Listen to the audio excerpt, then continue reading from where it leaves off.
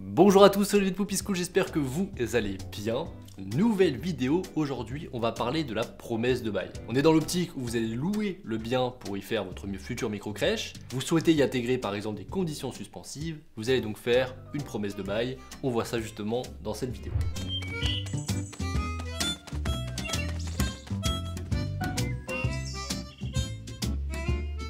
On peut différencier deux types de promesses de bail. On a une promesse dite unilatérale, ça veut dire que soit vous, en tant que locataire, vous allez vous engager à louer le bien, soit le propriétaire va s'engager à vous louer le bien. Là, c'est une promesse qui est que dans un sens, c'est donc unilatéral. La deuxième type de promesse que vous pouvez signer, c'est la promesse synalagmatique. C'est une promesse du coup pour les deux parties, où les deux parties s'engagent. Ça veut dire que le propriétaire s'engage à vous louer à vous en tant qu'entrepreneur, et vous vous engagez à louer le bien. Pourquoi on va faire une promesse de bail? C'est souvent en fait pour pouvoir se permettre de s'engager sur le local, mais en intégrant des conditions suspensives. On est au démarrage du projet, il peut y avoir des inconnus.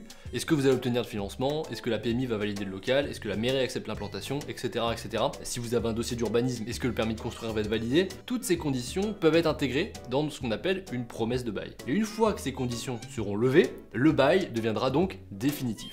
Mais la promesse de bail reste un contrat, et dès qu'il est signé, tout simplement, si les conditions ne vont pas être levées, va devenir tout simplement un bail au final, un bail commercial. Mais pour qu'il soit valable, il y a différentes conditions et différentes données qui doivent être intégrées dedans. On va voir notamment par exemple les identités des différentes parties. Qui est le propriétaire, qui est le locataire. On va aussi également trouver les informations sur le local. On va également trouver le prix, le loyer tout simplement, qui devra être payé. On trouvera également l'usage du local, donc dans votre cas, à l'occurrence, c'est de faire une micro-crèche. Et également, on verra qu'il faudra indiquer la durée du futur bail, forcément indication très importante, étant donné que c'est ça qui vous protège. La plupart du temps, un bail commercial, c'est un bail dit 369, donc ça va vous couvrir, vous, en tant que locataire, pendant 9 ans. Vous pourrez trouver la vidéo à ce sujet sur YouTube. L'intérêt pour vous de signer une promesse de bail, c'est de vous couvrir tout simplement au travers des conditions suspensives et d'éviter des indemnités à devoir payer au propriétaire si, admettons, vous ne les avez pas indiquées et que vous devez arrêter le bail. Donc concrètement, si une des conditions suspensives n'est pas levée, vous allez pouvoir tout simplement mettre fin à cette promesse de bail. Le bail en fait commercial n'aura pas d'effet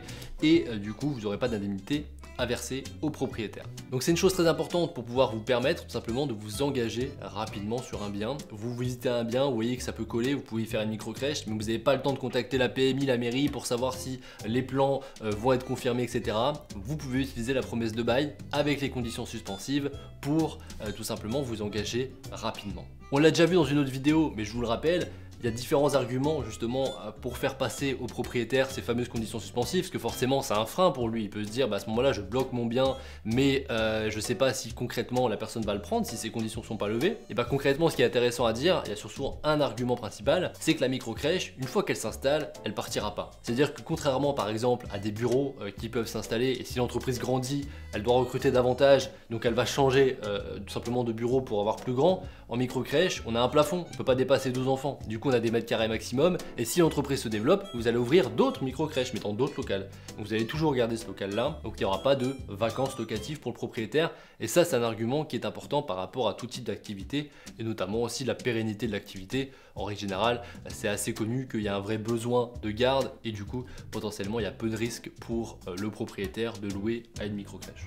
Dernière chose pour cette vidéo, si admettons, dans une autre optique, vous devez rentrer dans le local, faire des travaux par exemple, avant d'avoir un accord que vous aurez souhaité mettre en conditions suspensives. Dans ce cas-là, le bail commercial aura démarré, on sera plus à l'étape de la promesse de bail. Et du coup, ce qu'il faudra intégrer, c'est pas des conditions suspensives, mais des clauses résolutoires. Ça veut dire que vous avez commencé à louer le bien, mais il y a une clause qui indique, si admettons que vous n'avez pas votre financement, vous pouvez tout simplement arrêter le bail commercial. Donc ça c'est important à les mettre, quoi qu'il arrive, il faut vous couvrir, et même si c'est la meilleure opportunité du siècle, il faut quand même vous couvrir, parce que sinon ça peut vous engager et amener des frais très importants que potentiellement vous ne pourrez pas couvrir si vous n'avez pas par exemple le financement ou un accord de PMI et le lancement de votre activité.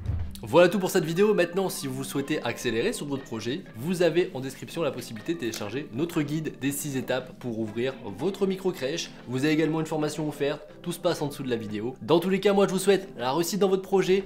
À bientôt, au revoir.